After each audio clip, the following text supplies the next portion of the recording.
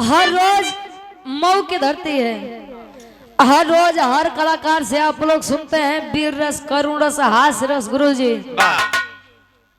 लेकिन अब ये मत सोचा जाए कि भक्तियों में क्यों वीर रस ओमा डाली, चाहे तो वीर रस सुन ले जाए, चाहे तो जो उपलक्ष्य में आए ओकरे बारे में कोनो गीत सुनला, बिरहा सुनला। समय आया है, वह समय याद था कि जब तालाब में वीर रस हम नहीं गई, तालाब में कुत्ता पानी पी सकता था, ना तो ओबीसी के लोग, ना तो एससी, ना तो एसटी के लोग उस तालाब में पानी पी सकते थे। सोचिए हमारी और आपकी कदरवा थी कि कुत्ते के बराबर भी हमारी और आपकी कदर नहीं। संविधान में अधिकार दिलाया गया है। Doctor B R. अम्बेडकर साहब जी ने लिखा है अनुच्छेद 17 के अनुसार कि छुआछूत वाली बीमारी का अंत इस संविधान के अनुच्छेद 17 के अनुसार कर दिया जाएगा। लेकिन आज भी समाज में यह व्याप्त है। वैसे पुरनिया एक बात कहते रहे कि बड़ जात बतियवला से और छोट जात लतियवला से, तब वही मानत है। चलो जे कबो कबो हम सोची थी जब ये सब कार्यक्रम करे आई थी तब लागत है कि सही कहत रहे, काय कि इनका लोग का ढेर इज्जत दे दे बा, तो सोच ली है कि 2 टाइम कैसे 300 रुपया 400 रुपया दिहाड़ी मिल जाए, एक टाइम का खाना मिल जाए, खाना के साथे साथे बस ज्ञान मंदिर वाली तनी मदिरा मिल जाए 75 वाली, वही में हमार जीवन कल्याण बा। त्यावा तनी सा भाव बने 4 लाइन कवि जी भूमिका के अंदर भाव देते हैं कैसे।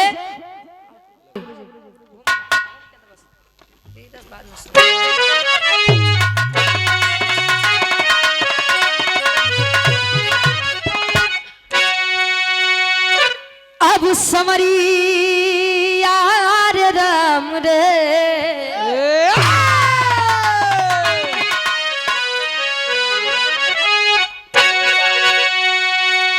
अब समरी यार राम रे,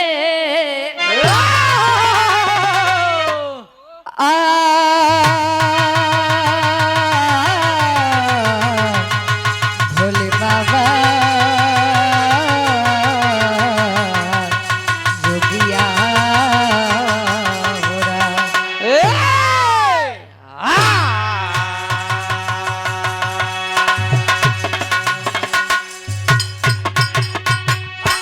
जिस ईश्वर को आप लोग कोसते हैं कि अरे ईश्वर नहीं होते हैं, जो आप लोग कहते हैं कि ईश्वर कुछ होते ही नहीं है, तो उनके लिए बिरहा हमारा एक सीख है।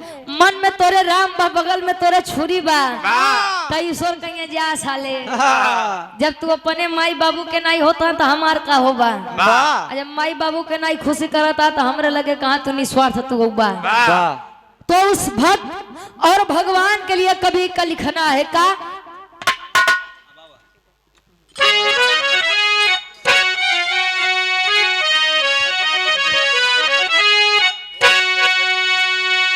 अरे जाति ईश्वर ने जग में बनाई नहीं,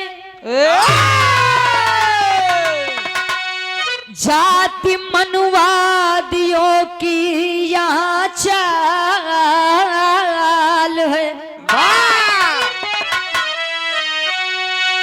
जाति से कोई छोटा बड़ा है नहीं, रक्त सबका वही सब वही खाल है। जन्म से जाति होती नहीं थी यहाँ, कर्म से जातियां सच्चा ये हाल है।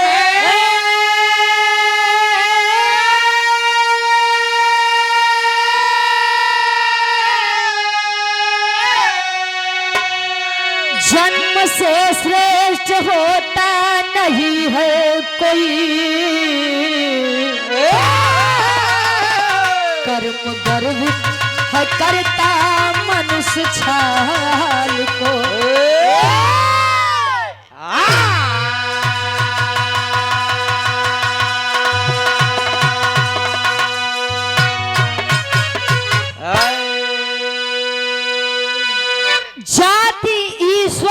जग में बनाई नहीं, जाति मनवादियों की यहाँ चाल है।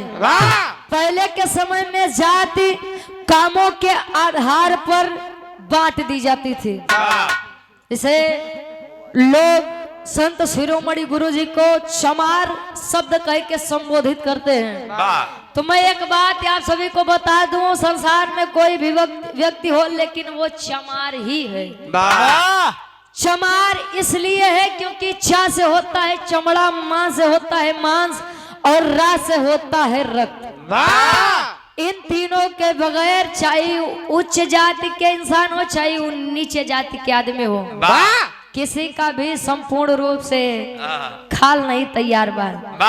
गुरुजी पहले के लोग काम करें, क्यों कथा कहे तो के पंडित कह दे, क्यों बर्तन बनावत बा तो के का कहे ठठेरा है, क्यों चमड़ा के जूता बनावे, चमड़ा से संबंधित कोनो काम करे तो ओके लोग चमार कह दे।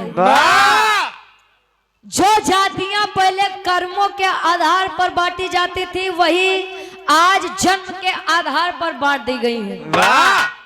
पहले के समय में राजाओं का शासन चलता था तो राजाओं का लड़का चाहे गूंगा हो, बहरा हो, अंधा हो, लंगड़ा हो, लूला हो, फिर भी वह राजा कहलाता था। भारत देश आजाद हुआ 15 अगस्त 1947 को। भारत देश का संविधान लागू हुआ 26 जनवरी 1950 को। तो हमारे समाज में, हमारे भारत देश में लोकतंत्र आया। लोकतंत्र का मतलब होता है कि जनता का शासन स्वतंत्र रूप से, आप लोग यहाँ पर बैठे हैं और हम बिरहा गा रहे हैं तो ये लोकतंत्र की देन है। जहां पर सरकार से जनता डरती है वहां पर तानाशाही सरकार होती है, और जहां पर सरकार जनता से डरती है वहां पर स्वतंत्रता होती है। लेकिन हमका तो नहीं लागत बा कि आज के समय में कोनो स्वतंत्रता बा। सोना के दाम देखा था इतना दिन पर दिन महंगा हो जात बा। गरीब घर के इंसान कैसे शादी करी बा। कवि जी बड़ी बढ़िया गजल के भाव देते हैं नहीं संसार के बदे कैसे।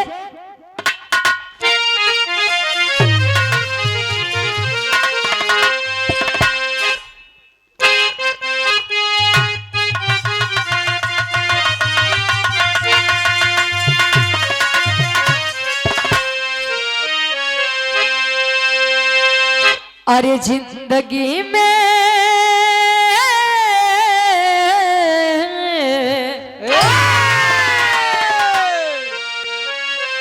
यही एक अकाट सत्य है, चाहे वो तब का हो चाहे आज का हो, लेकिन अकाट सत्य यही है। बने के ढेर हाँ, लेकिन जौने दिन इस संसार से जाबा तो तोरे भाई आए, भौजाई बा, दीदी यहाँ, जीजा यहाँ, माई यहाँ, बाप यहाँ, चाचा यहाँ, चाची यहाँ, मेहरा रू बा, लइका बा, लेकिन जब जाबा तो केहू कामे नहीं आई। कवि जी लिखा है कैसे।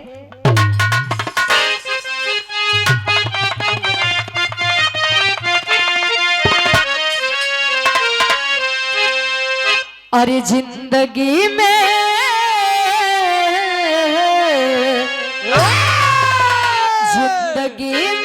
हजारों कमेला जुड़ा, जिंदगी में हजारों कमेला जुड़ा, हंस जब जब उड़ा तब अकेला उड़ा, हंस जब जब उड़ा तब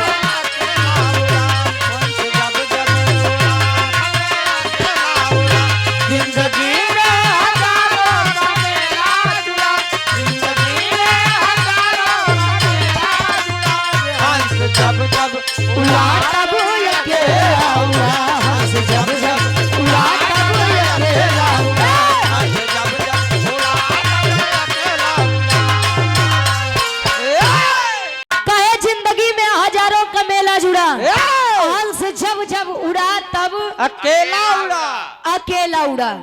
कभी का भाव है भक्त और भगवान के बारे में कैसे।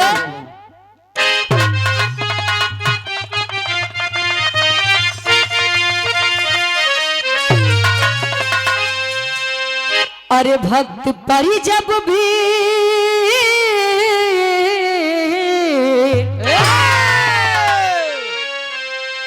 अरे भक्त पर जब भी संकट है छाया यहाँ, उंगली प्रभु ने पकड़ कर चलाया यहाँ, उंगली प्रभु ने पकड़ के प्रभु ने पकड़ कर चलाया, भक्त पर जब भी संकट है छाया, भक्त पर जब भी संकट है छाया, उंगली प्रभु ने पकड़ के चलाया यहाँ, उंगली प्रभु ने पकड़ के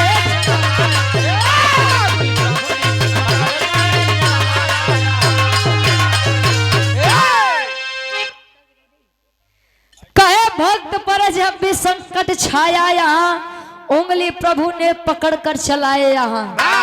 मान लीजिए स्वामी और मान लीजिए साहब, अगर दिल में आस्था है तो ईश्वर हमारे अंदर भी मौजूद है, और नहीं मानेंगे तो साक्षात ईश्वर भी आ जाए तो ईश्वर का मतलब ही कुछ नहीं होता है।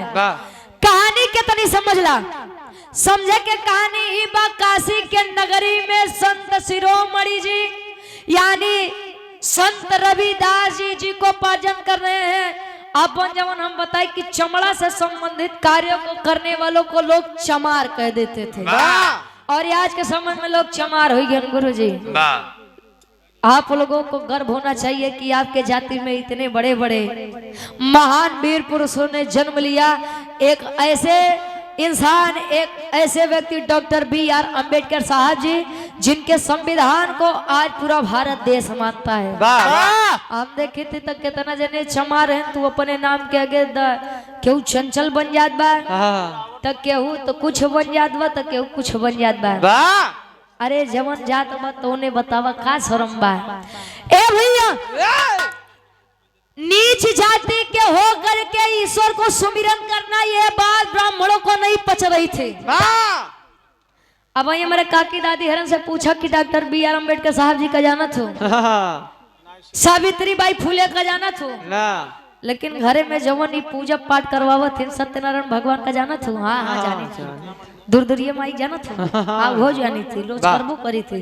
बाहरे जमाना एक नीच जात के इंसान होकर के प्रभु का सुमिरन करना, ये बात ब्राह्मणों को नहीं पच रही थी। और वहीं के राजा, काशी के राजा दरबार में बैठे हैं, तले ब्राह्मणों ने शिकायत करी कि अरे साहब, एक नीच जाति का, चमार जाति का इंसान होकर के रोज प्रभु का सुमिरन करता है साला। कहे नहीं कि राज दरबार में एक स्वामी के प्रतिमा लेके आवा, और जवन प्रतिमा जे करे बुलाए से करे पास चली जाए, वह सबसे अनन्य भक्त होई भगवान श्री कृष्ण के। प्रतिमा रखाई है बीच सभा में, सभी ब्राह्मण आए, और ब्राह्मणों में से संत रविदास जी को भी एक कुत्तों के बराबरी का अधिकार देकर के पीछे खड़ा किया गया। तले सब ब्राह्मण आजमावत है, काय आजमाइन, एक लाइन गीत लगा दो गुरु जी।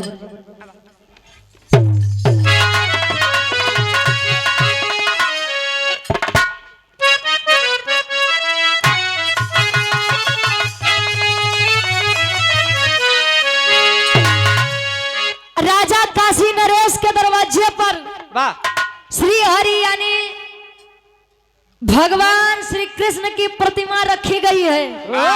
प्रतिमा रखी गई तो ब्राह्मणों का तांता लगा है। ब्राह्मण अपने आप को इतना बढ़िया समझते थे कि हम बुलाए ले तो स्वामी हमारे लगे आ जाए, और यही घमंड हुआ था दुर्योधन को कि मैं बुलाऊं और कृष्ण न आए, हो नहीं सकता। लेकिन दुर्योधन के 56 व्यंजनों को ठुकरा करके गरीब विदुर के घर जाना पसंद किया था भगवान श्री कृष्ण ने।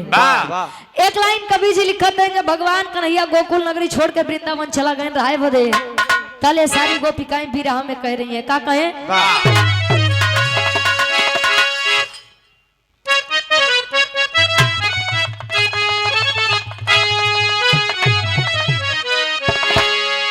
अरे तो प्रभु आप बसो वृंदावन में,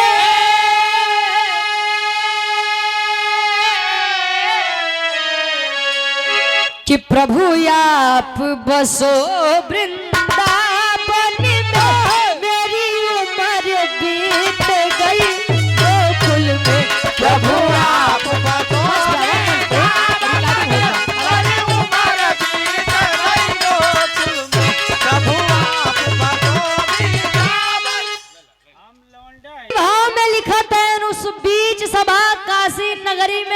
राजा काशी नरेश के दरबार में मूर्ति का आयोजन रखा गया। तले होता वाह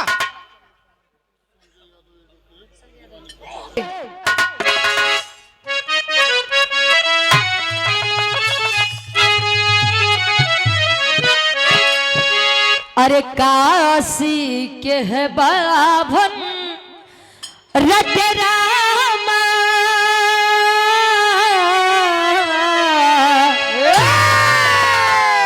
अरे काशी के है बाभन रट रामा मूरत नाटस से मशहूर काशी के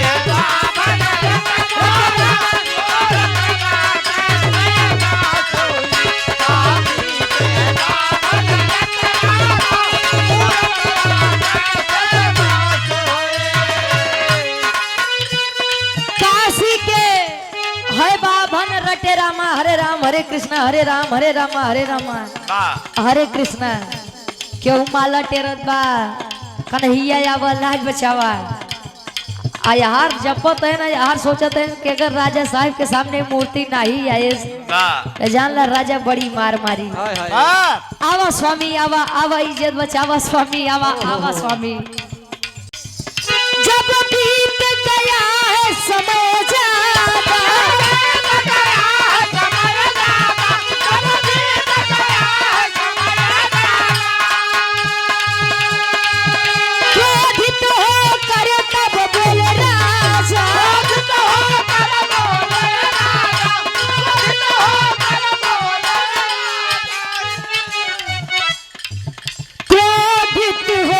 करके बोले राजा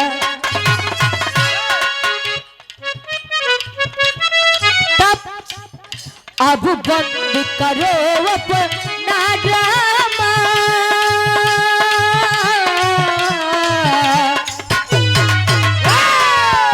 अब बंद करो अपना ड्रामा मूरत नाटस से मशहूर हुई। अब बंद करो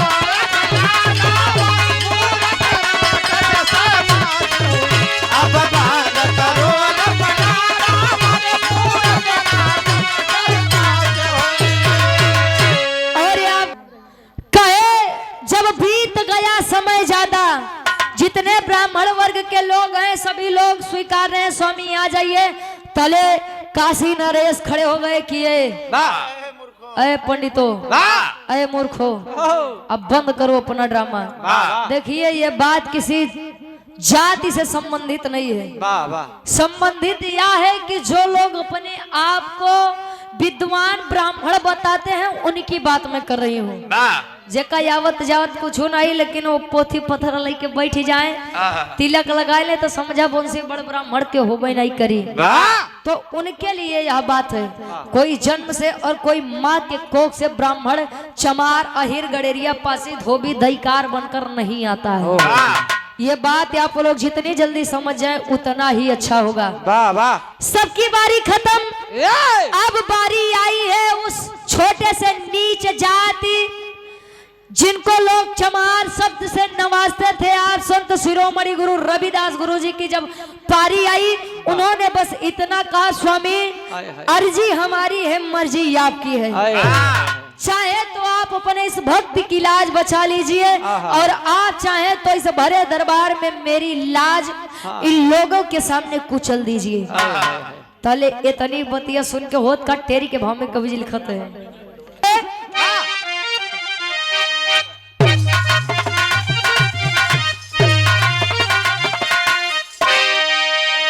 अरे भक्ति की शक्ति अरे देखी दुनिया अरे तो भक्ति की शक्ति देखी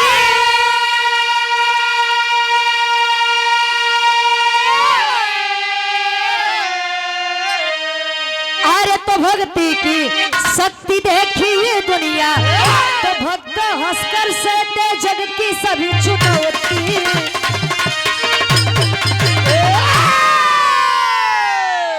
केहू के काम अगर बढ़िया मन में लगी जाए जैसे गोविंद भैया कल था एकलव्य जयंती। एकलव्य भी आदिवासी समाज से बिलोंग करते थे।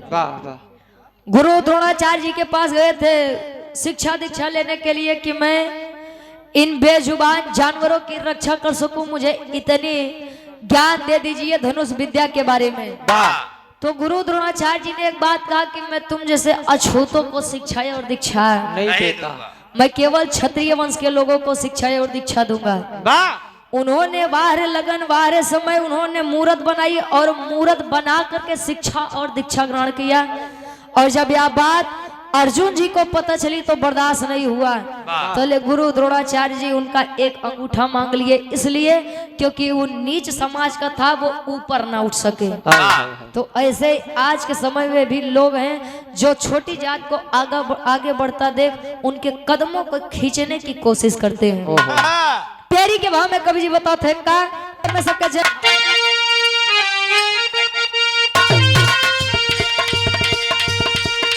यही बात हुई है शिरोमणि गुरुजी रविदास जी की, चाहे तब बचाई लेबा आ चाहे तब बेइज्जती करवाई लेबा। तले होत का उ बेजवान मूरत कन्हैया जी के मूरत तब तक हलचल मचत बा। कैसे मूरत चल कर पास गई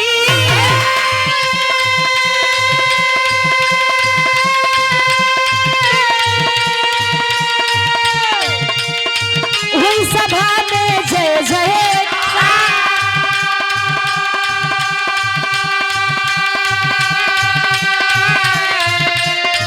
सत्य भक्त है रविदास जी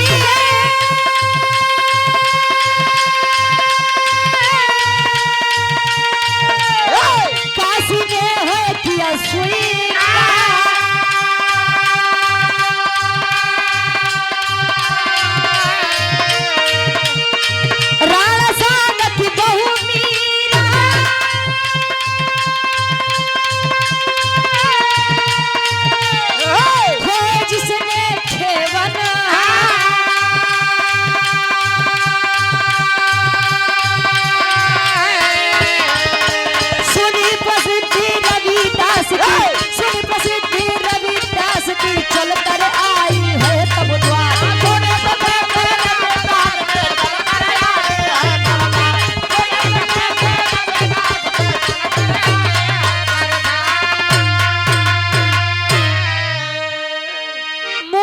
चलकर पास गई है, बीच सभा में होने लगी जयकार, जय जयकार होने लगी। अरे बाप रे बाप, जिनको नीच समाज का जान करके हम लोगों ने कभी कुछ समझा ही नहीं, आज उनके एक बुलावे पर भगवान कन्हैया की मूर्त टस से मस और उनके पास आई। पूरी काशी नगरी, वही काशी नगरी जिनको लोग बताते हैं कि भगवान भोलेनाथ के त्रिशूल पर टिकी हुई है। भैया काशी नगरी, वही काशी नगरी जिनको लोग कहते हैं कि भगवान भोलेनाथ के त्रिशूल पर टिकी हुई है। पूरी काशी नगरी ने स्वीकार किया कि अगर कोई अनन्य भक्त है आज के समय में तो वो केवल और केवल रविदास जी है। पूरी सभा में जय जयकार होने लगी। तले मेवाड़ के एक राजा जिनका नाम राणा सांगा बताया गया। राणा सांगा कौन थे जानते हैं आप लोग? मीराबाई के ससुर जी। मीराबाई ने चाचा बताए एक जगह ऑर्केस्ट्रा होता रहा है। राणा सांगा की बहू थी मीराबाई और मीराबाई कन्हैया जी की बड़ी अनन्य भक्त थी। वो बचपन से ही कन्हैया जी को अपने पति के रूप में स्वीकारी थी, लेकिन लोगों ने नहीं माना, नहीं बर्दाश्त किया, शादी कर दी गई और कुछ समय बाद मीराबाई के पति इस दुनिया को छोड़कर चले गए। फिर भी मीराबाई के ऊपर कोई प्रभाव नहीं पड़ा, वो आज भी कन्हैया जी को अपना पति स्वीकार करके 16 श्रृंगार करती थी। और ये बात पूरे मेवाड़ को नहीं पसंद आ रही थी कि एक विधवा होकर के 16 श्रृंगार होत का। एक लाइन गीत लगत बा, कोनो दुलही आजा करके मौसम में अपने सैया जी से कहे, का कहे?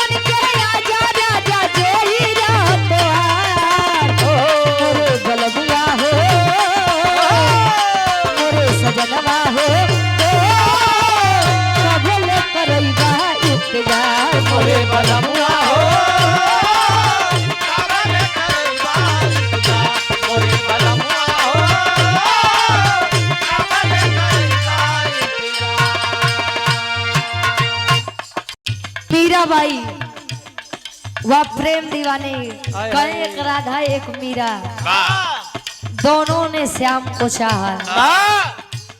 अंतर क्या प्रीत में बोलो, एक प्रेम दीवानी तो एक तरस दीवानी। क्या बात है। ये होता है प्रेम।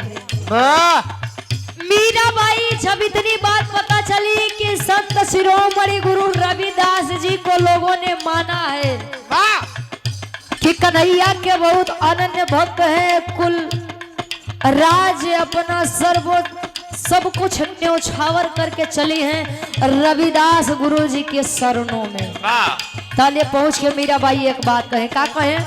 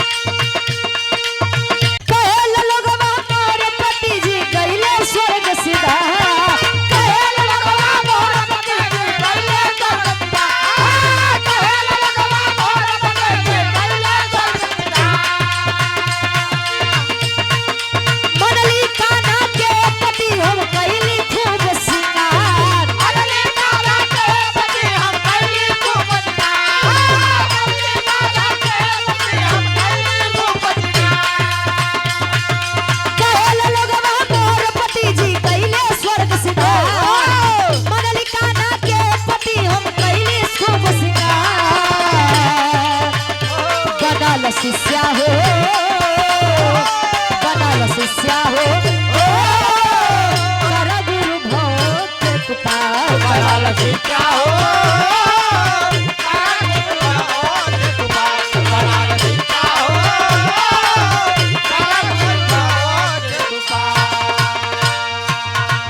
मीराबाई आई है मेवाड़ को छोड़ करके संत शिरोमणि रविदास गुरु के पास। गुरु जी को अपनी दशा बताते हैं कि गुरु जी क्या किसी को मन ही मन प्रेम करना यह गुनाह है? क्या प्रेम की परिभाषा केवल तन का मिलन ही होता है? आए हाय हाय। मतलब कि मैंने जब से अपना होश संभाला है तब से मैंने कन्हैया को अपना पति स्वीकारा है। मेरी शादी जबरदस्ती करा दी गई और मेरे पति लोग कहते हैं इस संसार को छोड़कर चले गए। रे मैं कैसे मान लूं मेरे पति मुझे छोड़कर चले गए? आज तक कभी मेरे पति मुझे मिलने ही नहीं आए। हाय हाय। तो मैं कैसे मान लूं कि मेरे पति मुझे इस संसार में छोड़कर अकेला चले गए? रविदास जी समझ गए, ओहो ये प्रेम तो कुछ अलग ही है। तले उपाय बतावत है, का बतावे?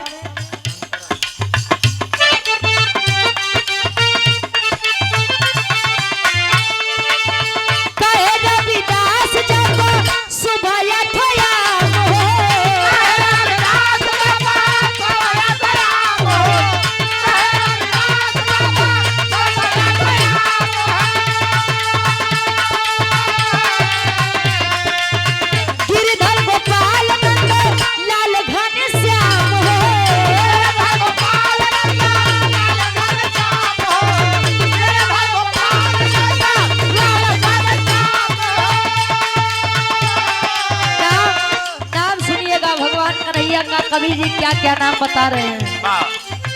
गिरिधर, गोपाल, नंदलाल, घनश्याम, 4 नाम हुआ। अभी 3 नाम और है। कवन नाम?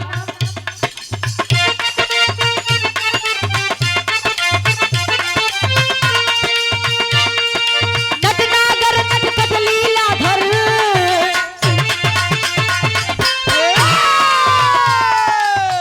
नटनागर, नटखट, लीलाधर, 7 नाम। बारे कवि जी। नटनागर, नटखट, लीलाधर। बेटा मैं किसी की नैया भाव से पार नहीं कर सकता। बाबा चलाने वाला एक है, नचाने वाला एक है, नैया में लाने वाला है और नैया से पार कराने वाला भी एक है। और वो कौन है? नटनागर नटखट लीला भर कर दी है उद्धार।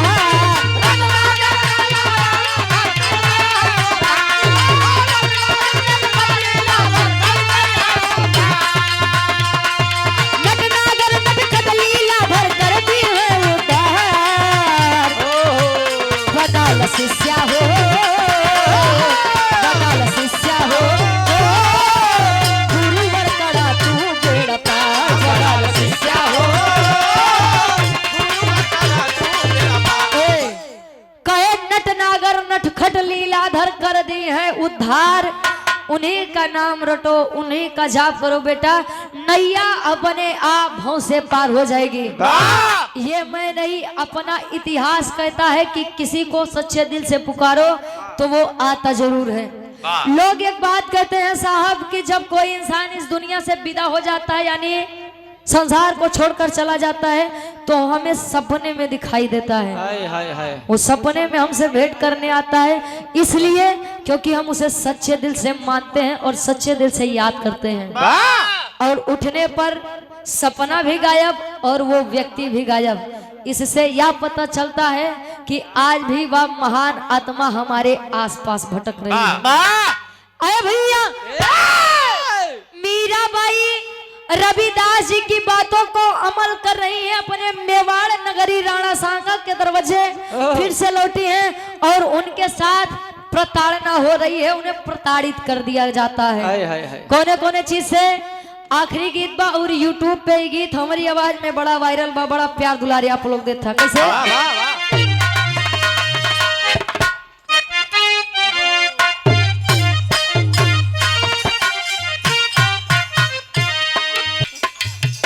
राजा हो तो है कैसे मनाई, राजा हो तो है कैसे मनाई, राजा हो तो है कैसे।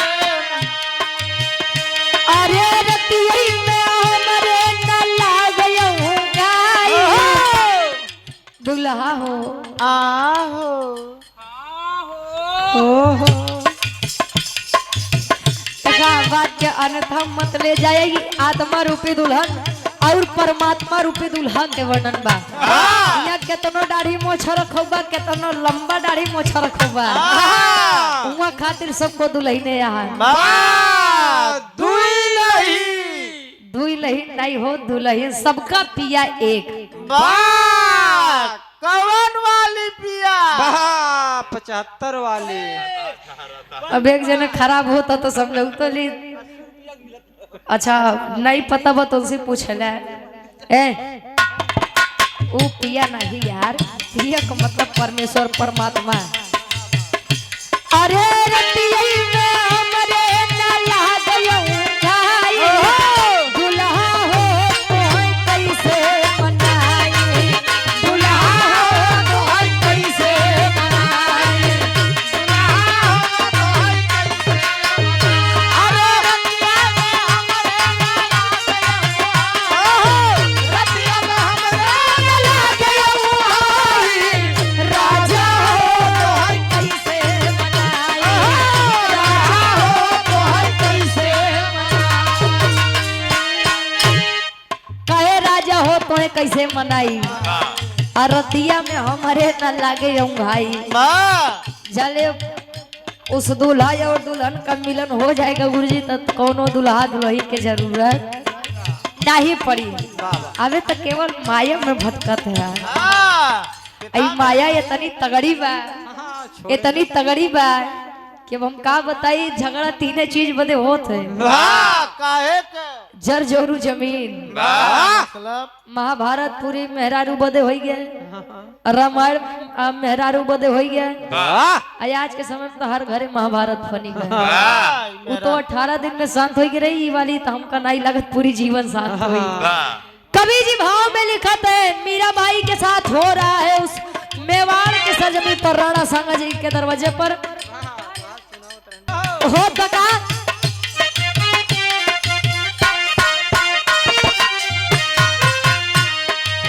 राणा जी मीरा को सताए,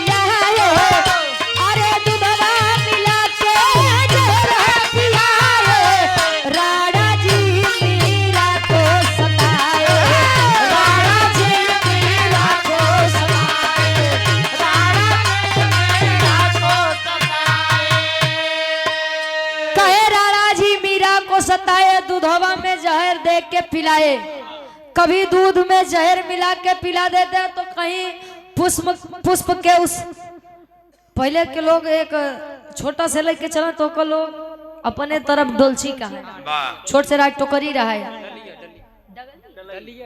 डलिया। अच्छा हाँ, तो छोड़ के रहा तो के कहा है, तो लोग पूजा पाठ करे बदे जाए तो फूल तोड़ के वहीं में रख ले, तो कहीं उस डलिया के अंदर सर्प को छोड़ दे, तो कहीं कुछ और हर बार यही होता है कि भगवान कन्हैया की असीम कृपा हो और मीराबाई हर बार बचे। राणा सांगा भी हार मान गए कि है लड़की, मैंने तुझे मारने की इतनी कोशिश की, तेरे साथ आखिर गलत होता क्यों नहीं है। तले मीराबाई कहीं कि जले गुरु साथ बा, जले वो ईश्वर साथ बा, तो काहे केहू के कर कुछ बिगाड़ पाई, जेकर राम ना बिगड़ी है ओकर लोग का बिगाड़ी। जब बाहर से देवी देवता रुष्ट तैयार वाले केतनो बने हैं, वो बने के तैयार नहीं बा। आखिर संत शिरोमणि रविदास गुरु की अंतिम विदाई संसार से कैसे हुई, किस कारण से हुई, पापड़ के भाव में कवि जी प्रमाण देते हैं का।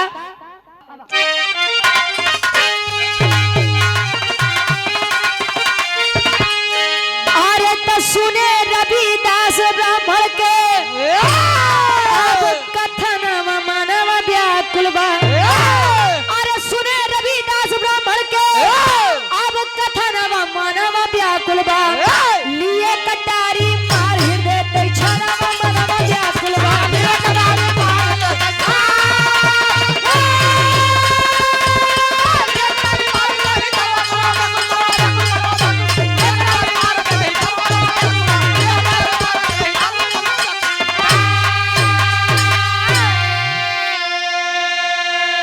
अरे मार कटानी सिरा छिरा वही रक्त की वह धार हो, तन के अंदर से तेछन जने एक निकार हो।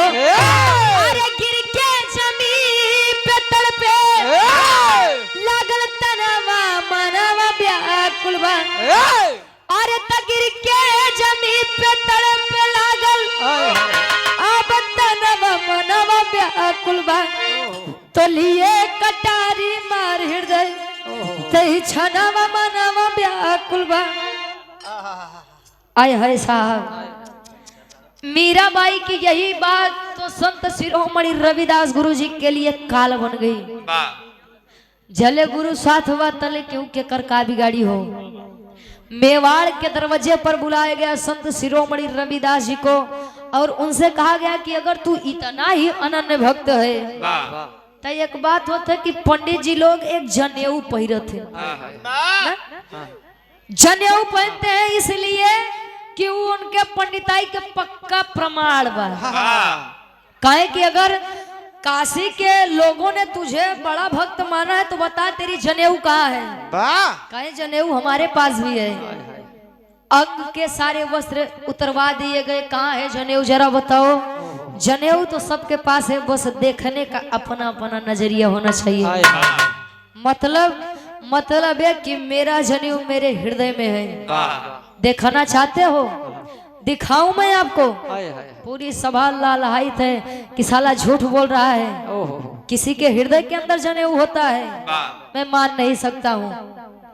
निकाल के कटारी हृदय पे सीने पर वार हुआ है और हृदय पर वार करके लंबे से एक चीर लगाया गया है, उस कटारी से तड़प रहा है तन और तन से एक जनेऊ बाहर निकल के आता है और रोशनी इतनी तेज है कि राज दरबार में बैठे सभी की आंखें उस उजाले के कारण चकाचौंध होने लगी।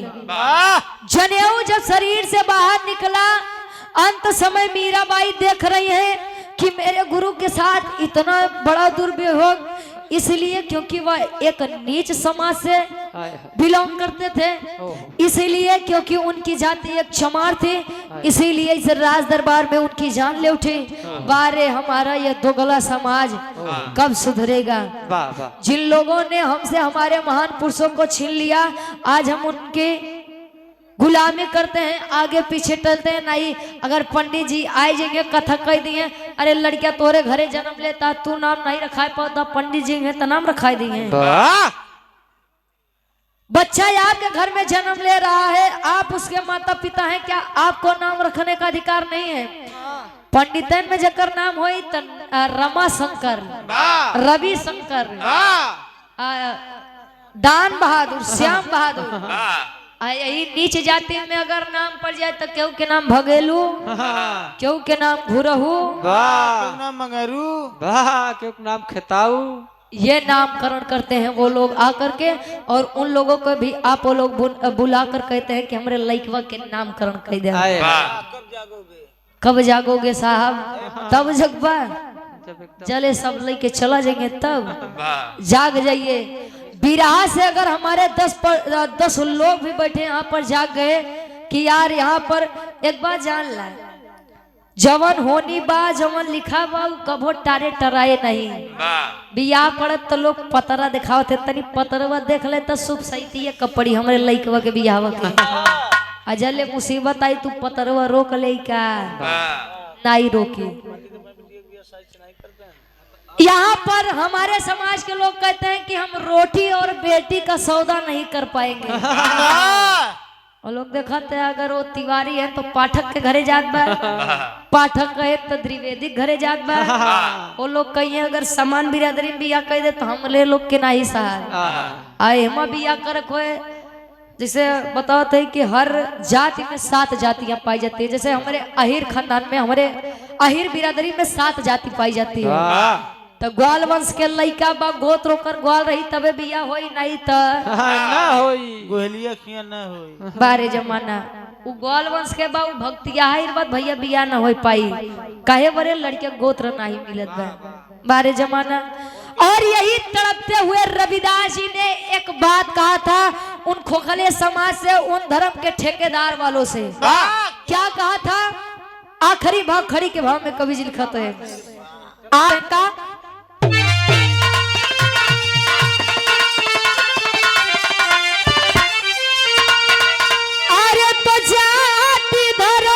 चश्मा अब उतार भैया, अरे तो जाति धर्म के चश्मा अब उतार भैया, तब मानवता से देशवा के संवारा भैया।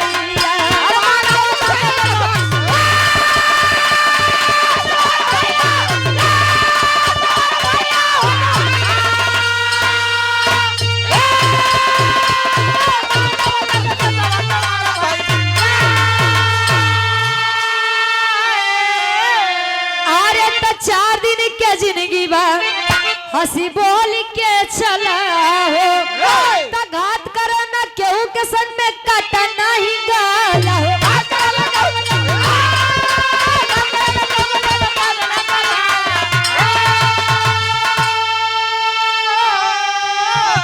अरे बनी जाए एक दूजे के अब सहारा भैया, तो मानवता से देशवा के संवारा भैया। आज के समय में लोग गाय को अपनी माता कहते हैं कि गौ माता ही हमारा। कौवे को भोजन करा दिए तो कौआ अगर खाई ले तो हमारे काका बाबा हरे भोजन कैले। आज के समय में लोग मानव के अंदर मानवता नहीं देखते हैं। अगर रोड पर कोई व्यक्ति गिरा हुआ है तो 10 लोग वहां पर जाएंगे तो 6 लोग वीडियो बनाने के लिए जाएंगे, तनी डाल दे फेसबुक इंस्टाग्रामों पे कुछ कमाई ले बाहर दो। मानव हो करके मानवता अगर नहीं समझे तो इससे अच्छा कुत्ते भी तो वफादार होते हैं। कुत्ता भी अगर अपने मालिक के यहाँ नमक खाता है तो वो नमक हरामी नहीं करता है। वो भी अगर दरवाजे पर कोई अनदेखा इंसान आ गए तो वो भी भौंक के जगाता है कि साहब कोई आ गया है, आप उठ जाइए। क्या हम और आप एक कुत्ते से भी गए गुजरे हैं? जले माई बाबू पलिए ठीक बा, अब माई बाबू तनी सा छोटका के ज्यादा दे दिए तब माई बाबू अब वही के मर हमारे के मत या देवी देवता के मूर्ति के आगे 56 प्रकार के व्यंजन। अब माई बाबू तरसा एक रोटी बिना के लइकवा हमार दे दे तब पेट भर जाए। सोच बदलिए, समाज अपने आप बदल जाएगा। जो संविधान डॉक्टर बी.आर. अम्बेडकर साहब जी ने लिखा है वही संविधान कोई उच्च जाति का इंसान लिखता तो आज उसी संविधान की लोग पूजा करते। और आज लोग बाबा साहब की मूर्तियों को तोड़ते हैं। क्यों? क्योंकि नीच जाति होकर के उनका लिखा संविधान पूरे देश में कैसे चल सकता है। समझिए अपने अधिकारों को, नहीं तो फिर वही जमाना ही जमा गले में हांडी या कमर में झाड़ू लटका के टहरबा तो केहू देखा नहीं पसंद करी। जागिए आप लोग। आखिरी में खानदान के परिचय फिर हमारे चाचा के नंबर रही। अब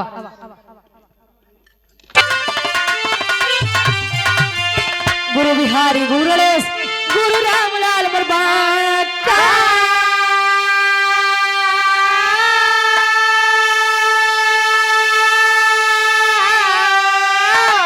अरे दफन करे अमृत करी का विजय पता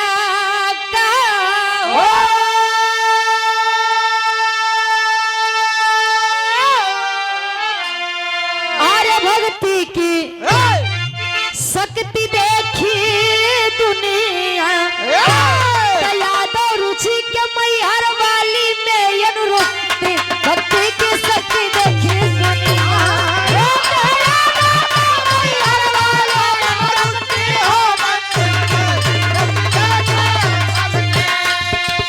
देख तेरे संसार की हालत, देख तेरे संसार की हालत क्या हो गई भगवान, कितना बदल गया इंसान, कितना बदल गया इंसान, कितना बदल गया इंसान। पहले के लोग घरे आ जाए, दरवाजे आ जाए तो लोग नमस्ते प्रणाम करके बैठावे, पानी वगैरह पियाई के पूछो भैया कोनो काम बका। आज के लोग पूछो बस भैया खाए के आया है कि जाए बात खाबा। बारे जमाना देखिए वो सब वही है लेकिन मानव में परिवर्तन हो गया है। सूरज